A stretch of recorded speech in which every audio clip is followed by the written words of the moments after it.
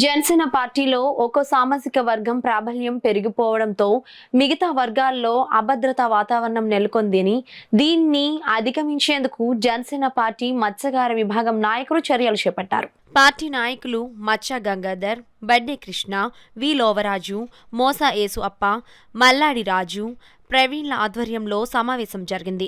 ఈ సందర్భంగా నాయకులు మచ్చ గంగాధర్, బడ్డే కృష్ణ, వి లోవరాజులు మాట్లాడుతూ పార్టీలో మత్స్యకారులకు సరైన గుర్తింపు లేదని, వారంతా అభద్ర భావంతో ఉన్నారని, వారికి తగిన గుర్తింపును ఇచ్చి వారికి నామినేట్ పదవులను ఇచ్చి గౌరవించే విధంగా పార్టీ చర్యలు చేపట్టాలని అన్నారు. భవిష్యత్తులో పార్టీని మత్స్యకార సామాజిక వర్గం మద్దతు ఇవ్వాలంటే ఆ సామాజిక వర్గంలో నాయకులకు పార్టీలో తగిన గుర్తింపు ఇవ్వాలని డిమాండ్ చేశారు.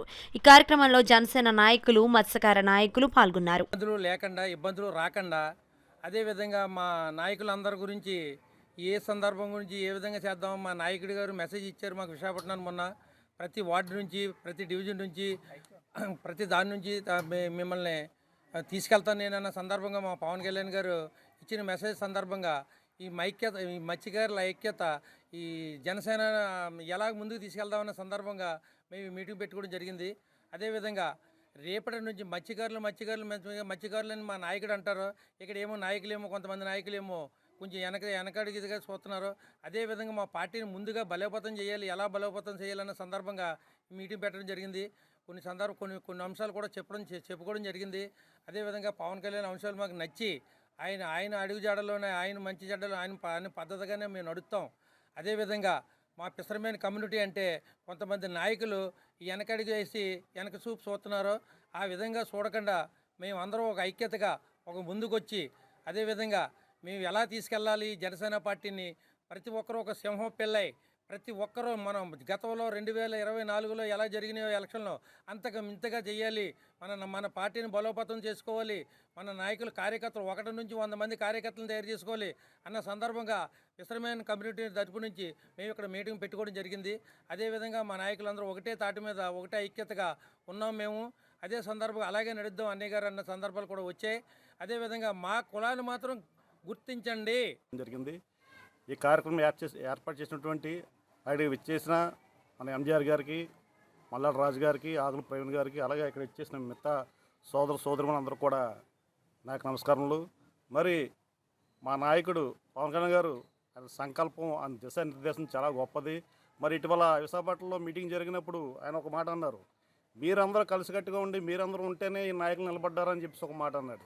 దానికి అనుగుణంగా జనసేన మత్స్యకారుల నుంచి మేమేం చేయగలం, 2029లో పార్టీని ఇంకా ప్రతిష్టపరచాలని చెప్పేసి మేము అందరూ ఇక్కడ సమావేశపరచడం జరిగింది. అలాగే